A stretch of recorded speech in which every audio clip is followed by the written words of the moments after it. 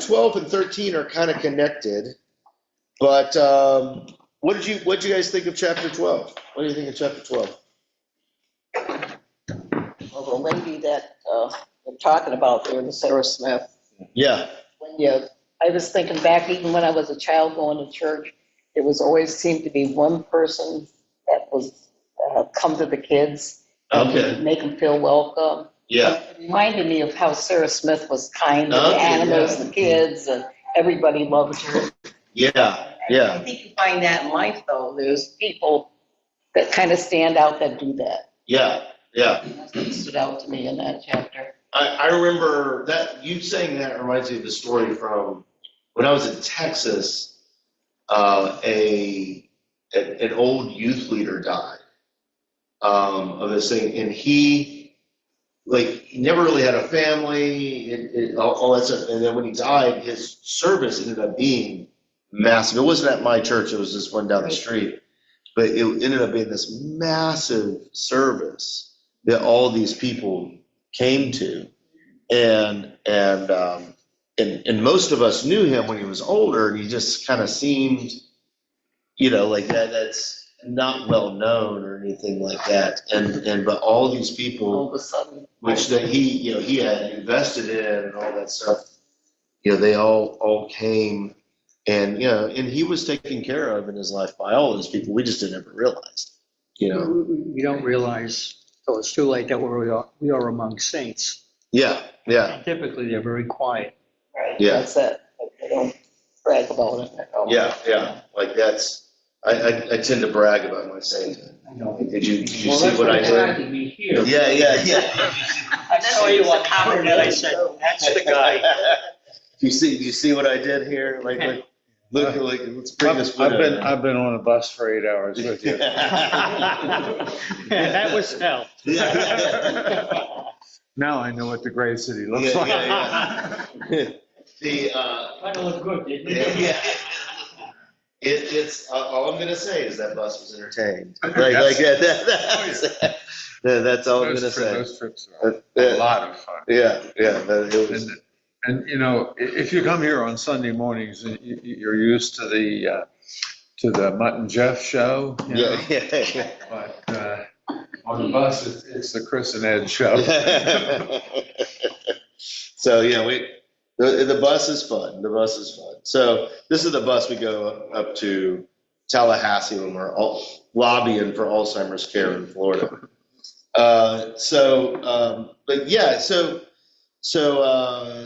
That lady Sarah Smith,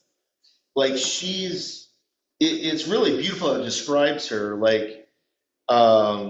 it's in the middle of page 118. How it's is she naked? Is she clothed? And it's and you can't really tell. And the way that paragraph ends, it says, a robe or a crown a robe or a crown is there as much one of a wearer's features as a lip or an eye. I did a terrible job of reading that sentence. But basically, what I thought was beautiful about that is C.S. Lewis is putting to words a way of describing when, Adam and Eve, when all of a sudden they realized they were naked, and he's describing what would it look like to be naked without shame, type of thing, that is is there clothing, is there not? It doesn't matter or anything like that. Is that Let's go back to a little child that's running around, Yeah. They don't know this. Yeah, and that's and it's just talking about just light and beauty and all these ideas, and then and I love how it says is that person of particular importance? Who is that? Oh, she's one of the great ones. And he's still well, who is that? She was a servant from the very beginning. And you kind of get a sense, and this is a very Chris Escher way of looking at it, is that she was living in the kingdom of heaven from the very beginning. But she's also, Sarah Smith, is she the same one that talks to the little guy? Yeah. Yeah, Her yeah, husband, yeah, the little guy was her husband. yeah. The little guy was her husband. So that's what I thought. That's what I thought. Sometimes I miss little details, and like That's very reassuring. yeah. That's We're listen. looking It's about the forward to big sun picture. in the Sunday. Yeah. It's about the big picture. Yeah. Like that's and so. But it describes her like, oh, she must have had a large family, and that conversation is like, well, all these people were her like sons and daughters. Like she was able to grab a hold. This is in the middle of page 119, Glover. Like that. Well, I'll read that paragraph right in the middle of page 119. It's like they are her sons and daughters. She must have had a very large family, sir. Every young man or boy that met her became her son, even if it was only the boy that brought the meat to her back door. Every girl that met her was her daughter. But isn't that a bit hard on her own parents? No. There are those that steal other people's children, but her motherhood was a different kind. You know, that they went to their natural parents and loved them even more.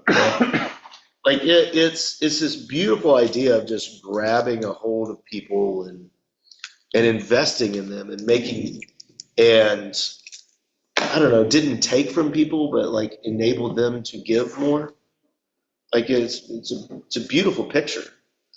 I don't know how quite to do that, but you know that's it's a beautiful picture. I was impressed with his choice for a name for her. Oh, Sarah Smith. Sarah Smith, Which is something very common. yeah, which is very generic white girl name, right? Like that. That's That's my Louise's last name. Oh, is it Smith? Got married. oh yeah. She was married to a Smith. That's That funny. was my mother's maiden name. Mother's maiden name, Smith. Smith is a very common name in the U.S. Very common, the most common name, Smith. Yeah, in English. Yeah, and so One with Wembenyama. was what? Never mind. Yeah. The so and then in this so in the top of page 120 it starts talking about her with the animals and C.S. Lewis has such a respect for the animals and as I was reading this paragraph it reminded me of St. Francis, you know, and St. Francis would talk to the animals and you know all of these things and it's like did she keep a sort of zoo? I mean this is a bit too much. It's like every beast and bird that came near her had its place in her love. In her, they became themselves. And now the abundance of life she has in Christ from the Father flows over to them. So again, like this lady just realizes that she's so filled that she gives it on to them. Now, what I think is interesting is you have this lady, Sarah Smith, who is of no one. And that whole part of the story, I have a feeling I heard once like a modern parable, I think, or maybe a sermon illustration or something like that. But if someone was talking about it's like that that person is someone of great importance. Maybe it's something N.T. Wright wrote actually. And and and they said, oh, she is. Like, oh, she's the greatest singer in heaven. Man, what was this from? She was the greatest singer in heaven. It's like, oh, what have I heard? Like, oh, you probably haven't heard anything. She is exceedingly famous here. And it was just this picture of someone that's very common, you know, but it is kind of a servant. And that's I just sense that coming through here. So as we move through this, what do you think of her in a relationship with the little guy and what's the proper pronunciation of the Georgian? How do you say that? Georgian? Yeah. So which is basically like a play, right? Yeah.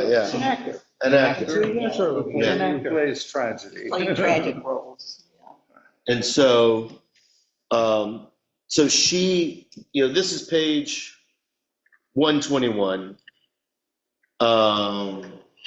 Darling, at last, said the lady. Good heavens, thought I. Surely she can't.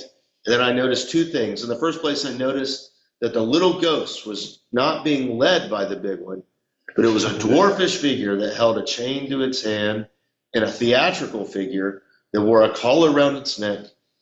And in the second place, I noticed that the lady was looking solely at the dwarf ghost. She seemed to think that the dwarf is who had addressed her, or else was deliberately ignoring the other. The poor dwarf had turned his eyes. Love shone not from her face only, but from her limbs, as if it was some liquid in which she had just been bathing. What do you think of this relationship with the lady and the little guy here? Like that's because I thought this was interesting, and I want to get your guys' opinion about it. That you have the little guy and the actor, like that. That's that. Over there, and they're the same people. So this guy is covering for himself. He's always playing a certain character, which I get. It's part of the job.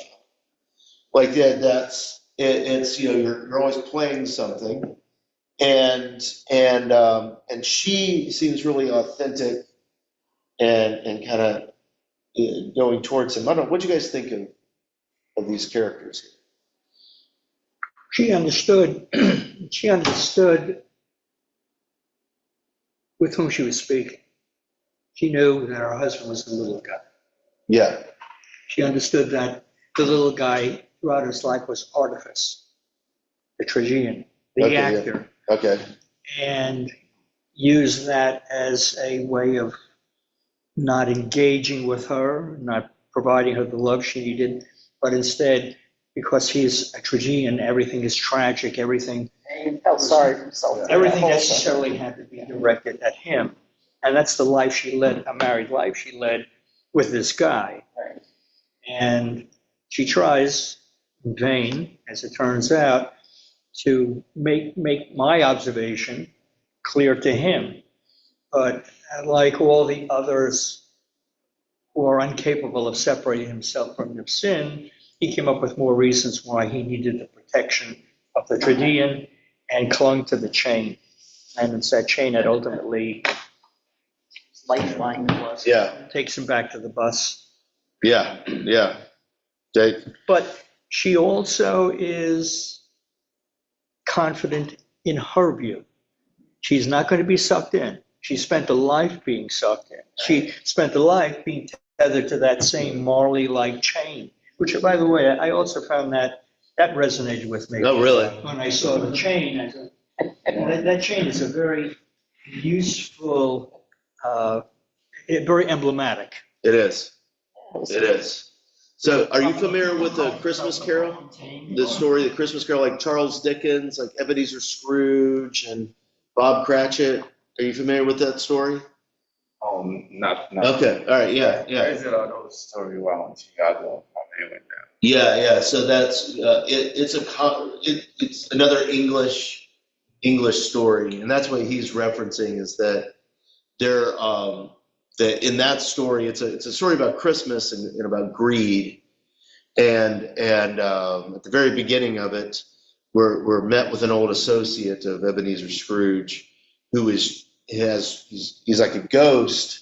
It's very similar, like that's and it's a ghost, and he's covered with chains, and on the chains are like cash boxes and locking all these things that signify wealth, and he's like chained to them, like that's and so he's yeah.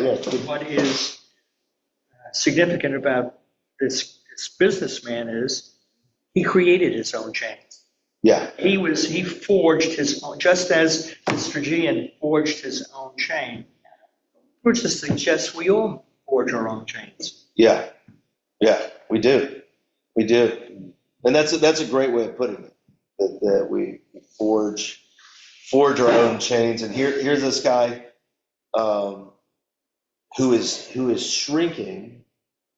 He's shrinking down, but the actor keeps keeps speaking for him. That's yeah, forging our own chains is great. Let's see, and he keeps going into that pity too. Like in the middle of page 123, he's like, "You missed me," you know, and then he's also upset. He's like, "She isn't answering our question." You know, like that's you missed me? You really missed me? Like that's um and like the dwarf becomes a little clearer in that instant. And that's also really pretty imagery where he ends up getting smaller on the chain as he's pushing the kingdom of heaven away. You know, like that's he's becoming more and more a person of the gray town. But he keeps brightening up at times too. So it's like this flux. Yeah, that's his tragedy. That's his tragedy because it's right there at his grasp, Yeah. but he just can't do it. It's just that he loves the chain more, and he disappoints this wonderful woman. He disappoints the reader.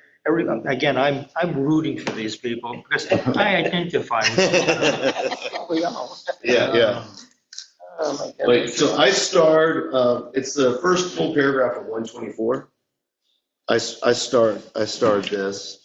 So I'll read the whole paragraph here. So, of course, it would be rather fine and magnanimous not to press the point, they said to one another. But can we be sure she'd notice?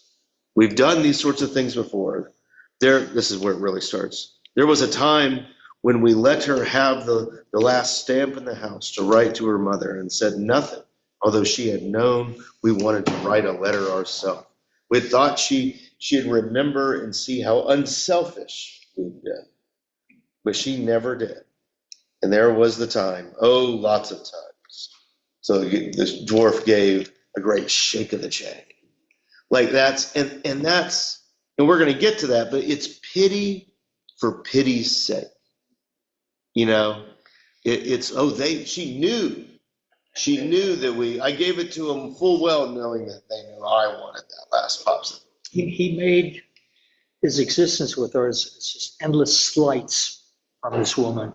Yeah. How, she's not attentive to me. Look at how magnanimous I was. I let her have the last stamp. Yeah. It shows you how twisted Yeah. this guy is, as if that should be the equivalent of love, as it were. Yeah. Yeah. It's like a husband that wants to be waited on hand and foot. Yeah. Don't think anything of it. He's always thinking about himself. Yeah. And she might be working herself to death, but she's fighting him if she doesn't bring him that cup of tea right at the moment. Yeah. Well, and what you just said just then, I watched a little YouTube documentary this morning when I woke up about, these are the stuff I watch on YouTube, but it was about the lobotomy. And what do they call it, where they would put an ice pick through someone's eye socket? No. The that? lobotomy was an early attempt at dealing with psychosis. Yeah. They literally destroy a part of the brain. Yeah. And oftentimes the person turned out to be a walking dead person. Yeah. They had a lady in this church, her husband had that done, and he lived 17 years. They thought he would only live a little longer. Finally passed. Really? If you watch a movie called One Flew Over the Cuckoo's Nest, that's Is that what that's about? Oh, yeah. Really? Yeah. And so, but it was interesting, like reading about or watching it and so and hearing some of the reasons why they were like that's Right. and a lot of psychosis, but was like people maybe not agreeing with one another type of things like that at times. And I was like, ooh, like that was the way that clinically you were made to conform.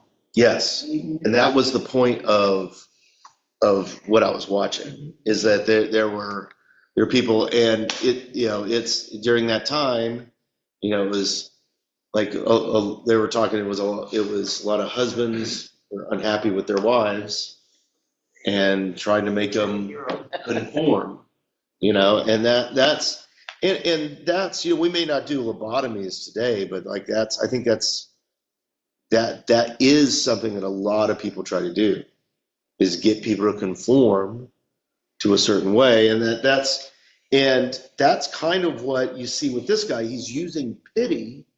Is that chapter 12 when it used the pity language? That's the next chapter. Right. No, It's the same story. It's the same story. Yeah.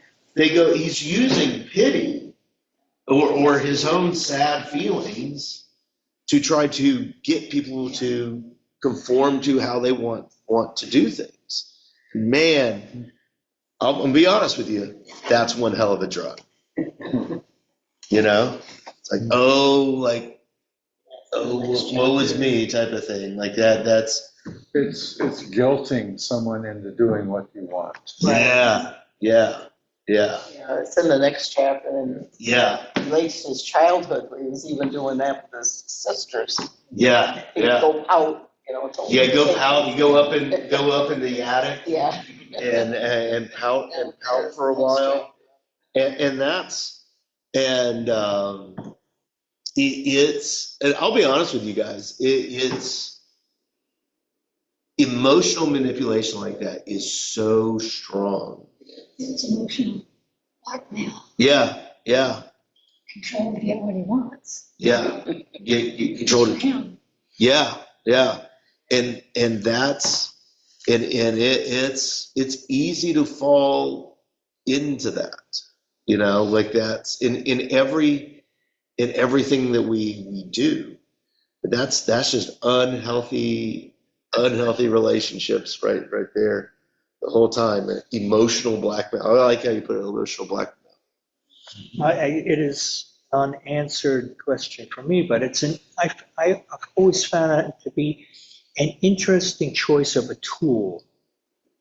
Why has this guy found this endless need for this neediness? Yeah. Why was that his tool of choice in life? Yeah. What made him that way? But that's Yeah. Apparently it started in his childhood. So you do, reflect back to the sister. Yeah. it worked. Then maybe it'll work a little bit more, and the next thing you know, as sin will be, it becomes a means to the end. So the way as we get deeper into the pity thing, let's end the way I just looked at the end of 12.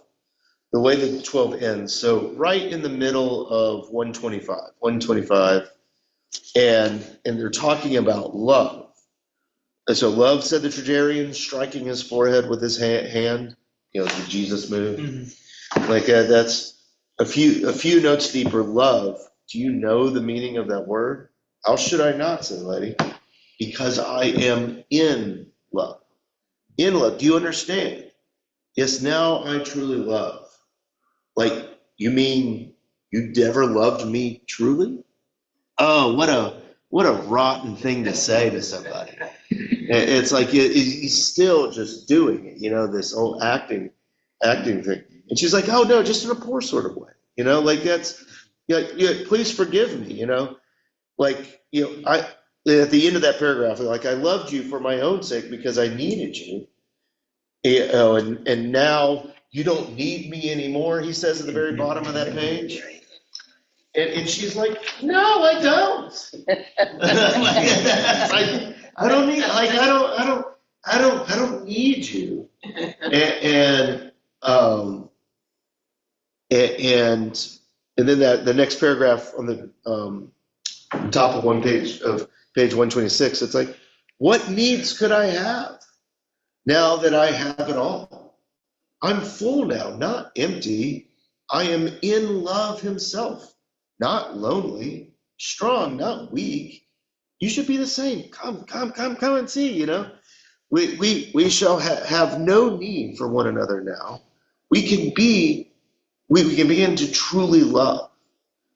And that's that is such a beautiful idea that, like, I like, let us get commingled. Like, I don't really need you. Like, it's just I want you But I here. still want you to come into heaven with me. Yeah. So come and see, John 1:39. Yeah, yeah. Come and see. Come and see.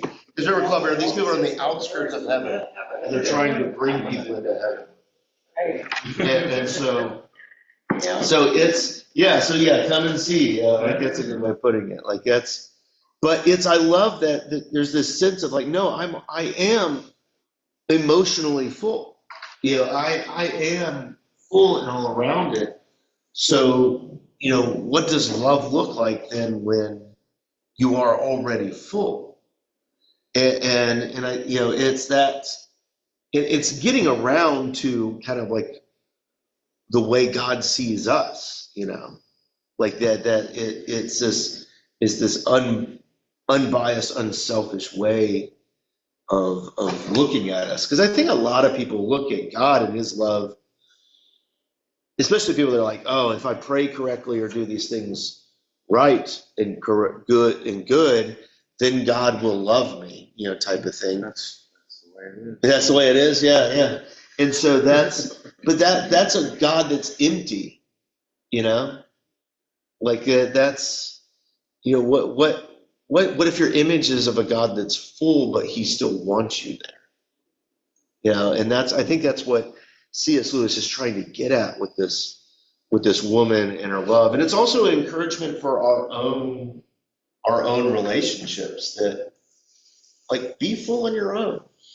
And then you might be surprised at the love that you have left over. It still troubles me that the surrender piece, and I'm thinking about the woman whose child has died. And that's another issue of love. Yeah. And as the case is here, the child didn't die, but he's a tragedian. Yeah. It's still the same thing. Yeah, it's the same idea. And only until you understand Christ that you're able to deal with a loss like that. It's only until you come to Christ that you can truly understand what love is about. It's not about the husband and wife relationship. It's not about mother and father relationship. It's something far greater, far more overarching, as it were. And quite frankly, for this person of clay feet, it still is a difficult concept. It's almost a bit intimidating or lonely that you need to surrender everything. You just got to give it up.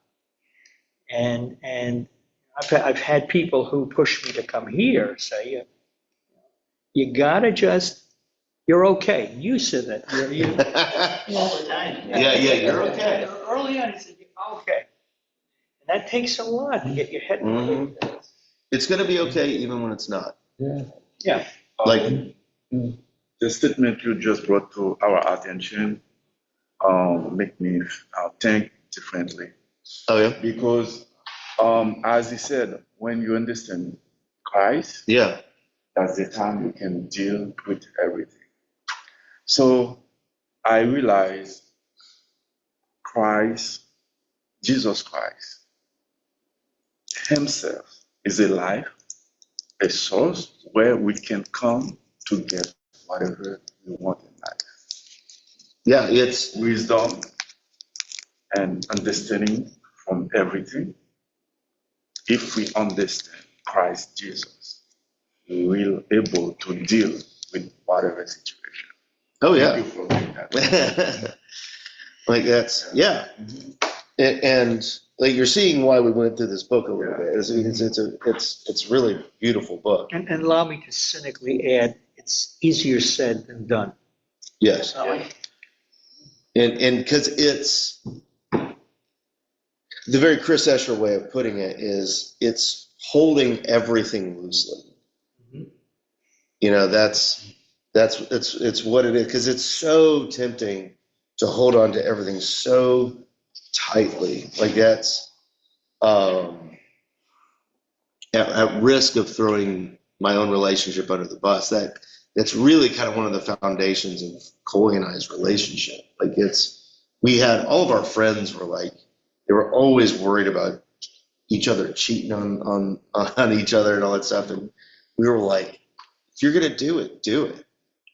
Like that's like, why would I want to be around someone knowing there was always a threat to do that?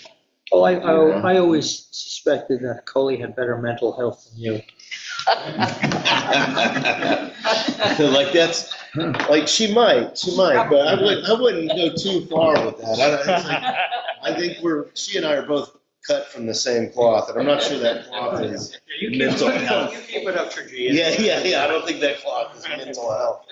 Like that. That's yeah. I look back Yeah. and I see a person who did give, Mhm. a lot, Yeah.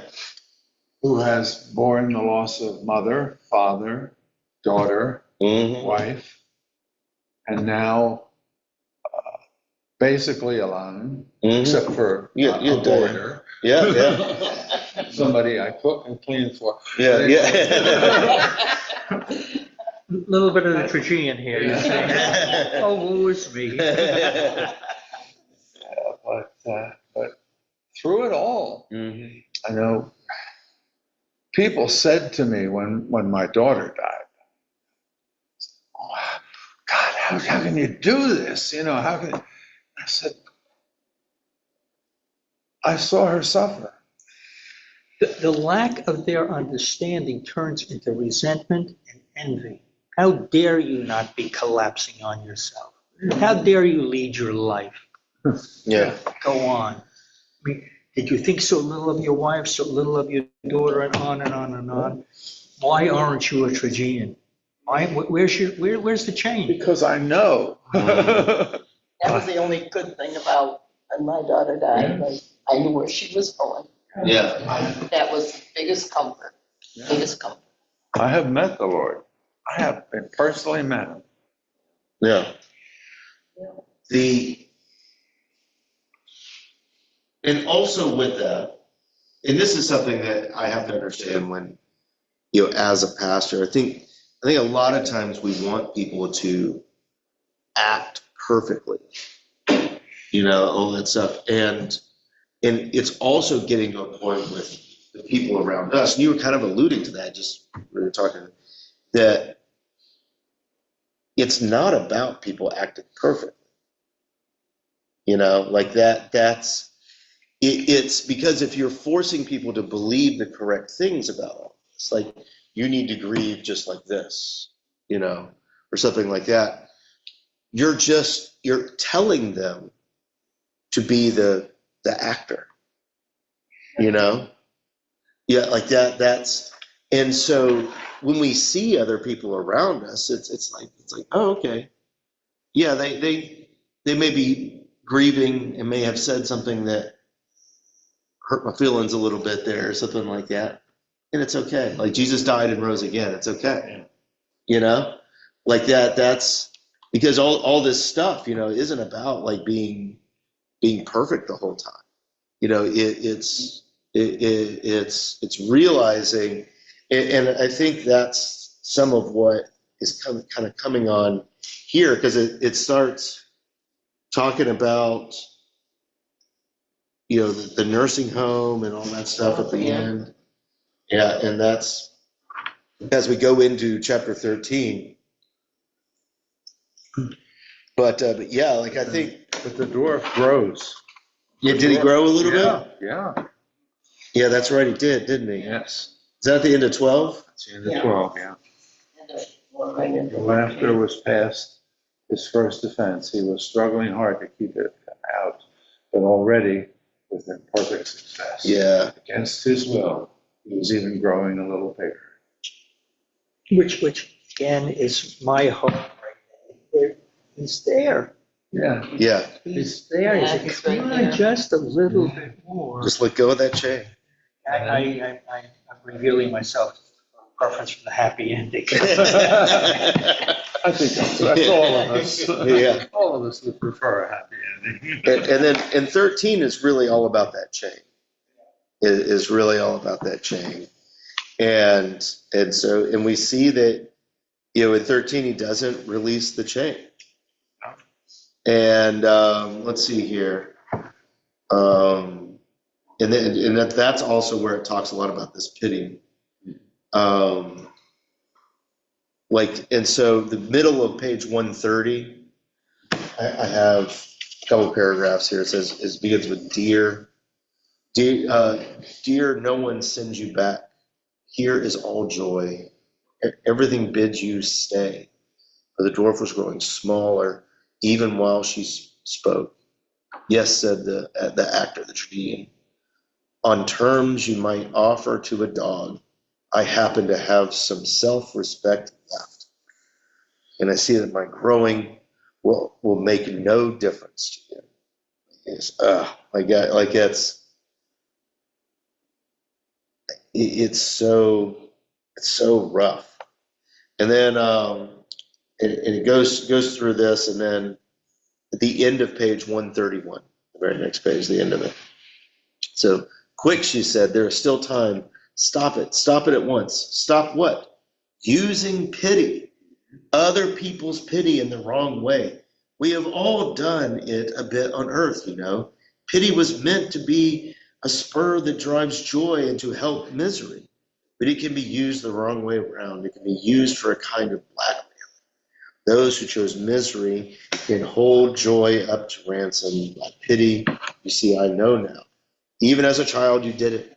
Instead of saying you were sorry, you were sulked in the attic because you knew that sooner or later one of your sisters would come and say, I can't bear him sitting up there crying alone. Use their pity to blackmail them. And they gave in the end. And afterwards, when you were married, doesn't matter. If only you could stop. Like we've already kind of talked about that, but I thought that was such a beautiful definition of it.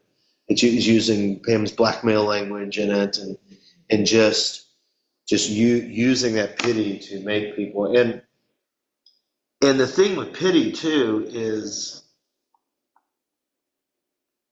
it's just that trying to control people to get them to do things and to feel bad for you, but it doesn't bring people closer to you.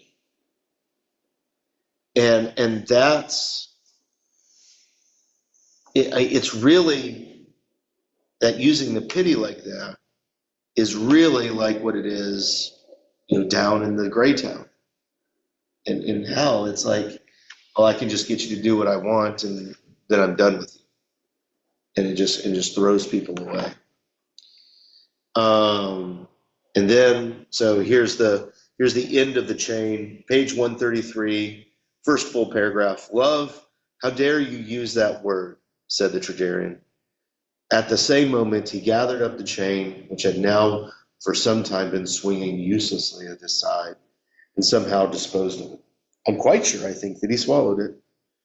Then, for the first time, it became clear that the lady saw and addressed him only.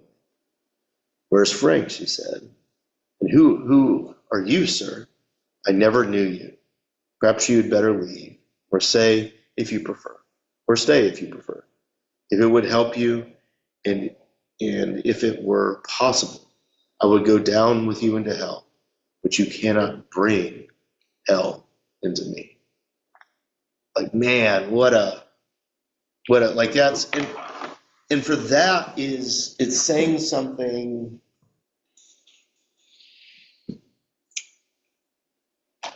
I may go down to hell for you. Why? But yeah, Why? but you will not bring it to me. Like that, and that's like you're saying the why. It's like it's standing up for yourself. It's like you don't have to do this to me. She is also echoing another vignette that we just read where another character wants to extend the boundaries of hell into heaven. Mm-hmm. And that's what she's saying. No, you're not going to do that. Yeah. I'm not allowing you to bring hell here. I'll come down and deal with you there, but You do not get to expand hell into the heavens province. Yeah, pretty clear in the next couple. Yeah, yeah. And And it's interesting that these defective spirits all want that same thing. That was their only power to expand hell. to expand hell, like that hell was seemingly to expand and was this endless ghetto, right? Endless ghetto, like And that's they made it so big. yeah. It didn't work. It's so little. It's so minuscule, and that's um, and so like then he does this poem. Do you guys have any on page 134? Like he has that. Did that strike you? Mick, you often have feelings about C.S. Lewis's songs and poetry. I didn't know if you had anything on this. It didn't strike me as too much here. I won't marginalize it. The poetry is terrific. I mean, in the middle of this metaphorical story, C.S. Lewis has got to go even further to knock me out, and he writes this beautiful poetry. It's not epic, but it is quite lovely nevertheless. You have to concede that. Yeah. Oh yeah. I will not embellish further than that. Okay. It is what it is. And so right at the end of it, at the top of page 135, and yet, I said to my teacher, when all the shapes and singing had passed some distance away into the forest, even now, I'm not quite sure. Is it really terrible that she should be untouched by his misery, even his self-made misery? Would you rather he still had the power of tormenting her? He did it many a day and many a year in that earthly life. Ah, well, I guess not. Like that's. His question reflects that he himself is familiar with the use of pity.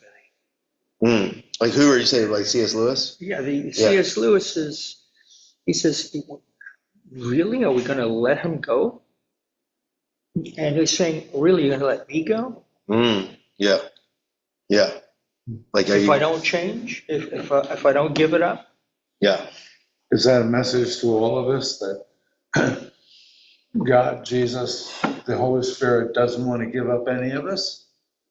I think that's some of it. I think it's also a message to us. It's like, yeah, stop manipulating people. Like that. It doesn't get you. It doesn't get you anything. It doesn't, and that's hard. As you have notoriously said, everything is backward. Yeah. And pity is backward from Christianity. It's service, not pity. Yeah. And that's what you're doing. You're displacing service with taking care of my needs, my hurt, my shortcomings, etc. And don't condemn me for it. Become an enabler. That's what he's looking for. And she was, in life, an enabler. Yeah. And so we have I have it starred, the last little bit of 135. That sounds very merciful, but see what lurks behind it. What? The demand of the loveless and the self-imprisoned, that they should be allowed to blackmail the universe. That till they consent to be happy on their own terms, no one else shall taste joy. That theirs should be the final power. That hell should be able to veto heaven. And that's exactly what you just said, is that bringing that pity in, that it's trying to expand hell so big that it can say to heavens, like, you have no power here. And that's awful, that's And to compound the metaphor, these are all Satan's agents at work here. Yeah. Expanding hell. Yeah. Satan wants to expand hell and then overwhelm heaven. And this is some indication of his servants. But and it's also um, uh, the light, the darkness cannot overcome the light, and these people are trying to make the darkness overcome the light. Like and it's just like, you can't do that. You can't do it at all. And so in page 136, it's the paragraph that says, "You must distinguish," a little bit down in there. It says, like, "The passion of pity will not, the passion of pity, the pity we merely suffer, the ache that draws men to concede what should be included and to flatter," like it's just all these things that we use to use and abuse people. And it gets us over to 137. But in the top of it, it says, "But it will not, at the cunning tears of hell, impose on good the tyranny of evil." And at the bottom, it says, of that page, it says, "My teacher gave a curious smile. 'Look,' he said, and with the word, he went down on his hands and knees. I did the same. How it hurt my knees. And presently saw that he had plucked a blade of grass, using its thin end as a pointer. He made me see, after I looked very closely, a crack in the soil so small that I could not have identified it without his aid. He said, 'I cannot be certain,' he said, 'but this is the crack he came up through in the bus. But through a crack no bigger than that he certainly came.'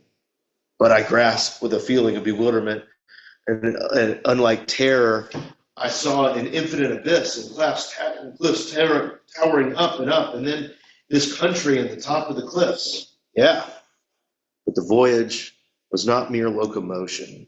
That bus and all you inside it were increasing in size.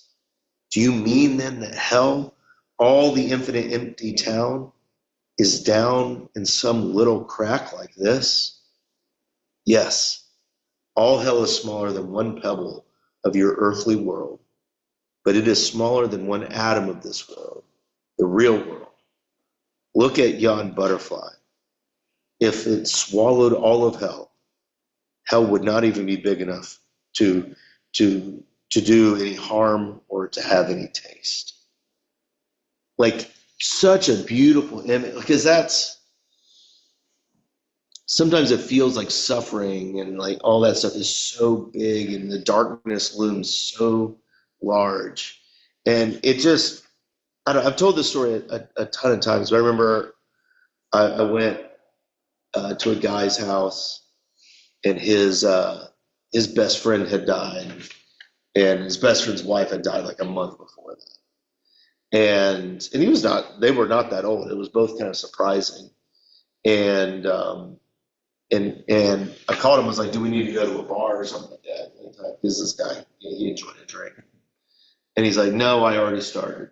And I was like, "Okay." So I met him. I met him at his house, and he lived on this really pretty property. There was this grass field that went down, and as it got darker, all around, the darkness was all around us, and here we were talking. And for some reason, I said this. I still think it's beautiful what I said. Self-promotion here, but I said, "It looks like the darkness is winning all around you, but if I went to the end of that field, which is pretty far away, and just lit a Bic lighter, you would have no problem seeing it. You'd have no problem seeing it." And that's how the light is around the darkness. And it can seem, especially the way hell's publicist, how good it is. It seems like it's always winning and around, and you can look at the terribleness outside, and it's like, oh, what's going on? But when you actually see what it truly is, it's like light doesn't have to try hard to overcome darkness. It's just what it does. And the evils of hell, it's all just small. And I don't know, like that's, and the way that I saw the end of paragraph 13 was, I wrote what this point, I think what the point of his book is live life. Live it. Like don't try to use pity to manipulate. Don't try to use these things, but you've been given life. You've given the spark of God. You've been given the light of God, the breath in your lungs, like to use that. Because they start talking about universalism and all that stuff at the end. And he's like, that doesn't even do a good job of what I'm trying to explain. Because he's like, universalism isn't the point. Like all these things, like predestination isn't the point. Like it's all trying to get at the point over here. And so that's kind of what I saw there. Does anyone have any thoughts on the end of chapter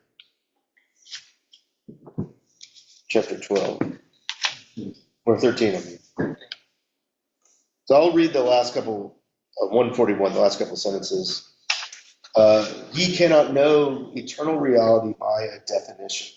Time itself and all acts and events of that time are the definition, and it must be lived.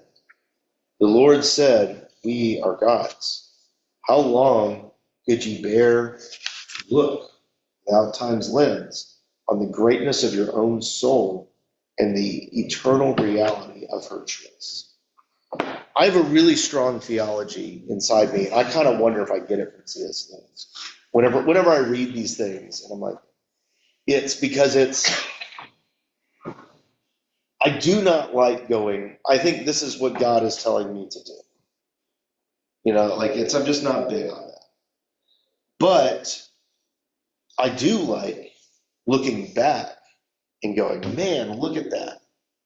Look at what those actions and like that, you could just see God's hand all through it when you look back at it over there. But man, it's a lot of what happens today is a lot of wing and prayer, like that's and it's hoping, and you're just trying to go through it and all those things, and that's why I kind of wrote like live life. Like it's because I get caught up with people so often. They're like, what is God's will for my life? And it's like, well, You'll find out what it is. yeah. You will. Go grocery shopping.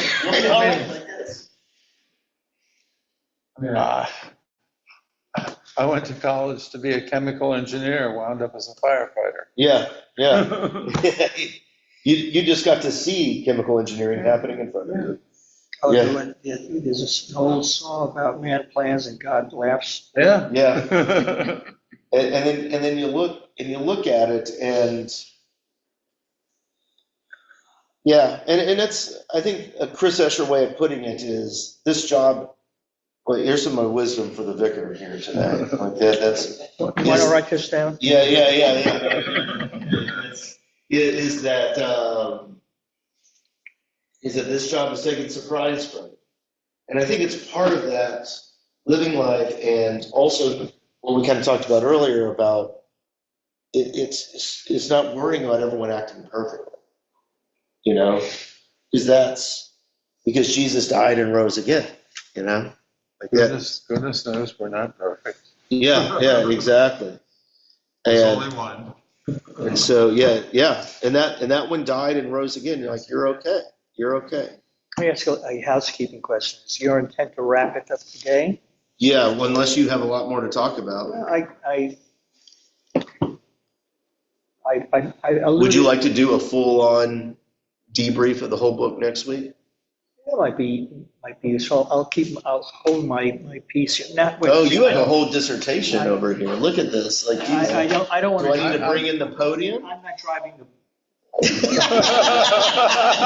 Better let us make it. Here's the answer test of mixed Christianity.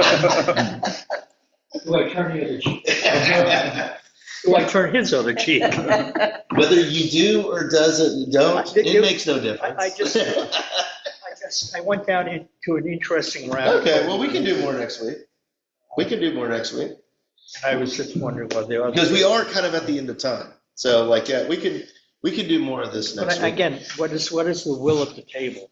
Not Nick. Let's do Will more is, next week. you should make us a copy of that. All right. He's like next week. I would really after like I a copy. deliver. Yeah. So we'll We can't critique it ahead of time? yeah.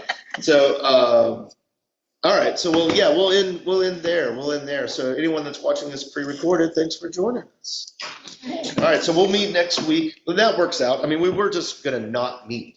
So like we can. Oh, good. Thank you for that Yeah, one. yeah. So now we know who to blame. Why don't you keep your mouth Well, shut? I was thinking it would be nice to do an overall, like that's an overall message for this. I mean, there's just so, I'm beating the dead horse. There's just so much in this. Yeah, yeah. And we're still scratching the surface. Hmm. Yeah, yeah. It's a great book. To share, I've started looking into this as a sermon series because there's so much meat in here. Yeah, But again, this has a much narrower audience than the Bible.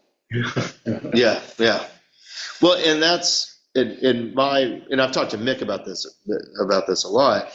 Is that I've looked at doing sermon series with it, and it's his arrows of law are so sharp, but the way that he deals them is so, is with kindness, where you can look at yourself and be like, oh yeah, like I do that, like that's. And that's been my worry about doing something like this with the sermon is that it's just going to feel like you guys are all terrible, like The assumption is that people are taking you seriously. And also some people care. yeah, like that's it's like dance up there, like make me laugh. But all right, cool. We'll finish it up next week. So, are there any prayer requests?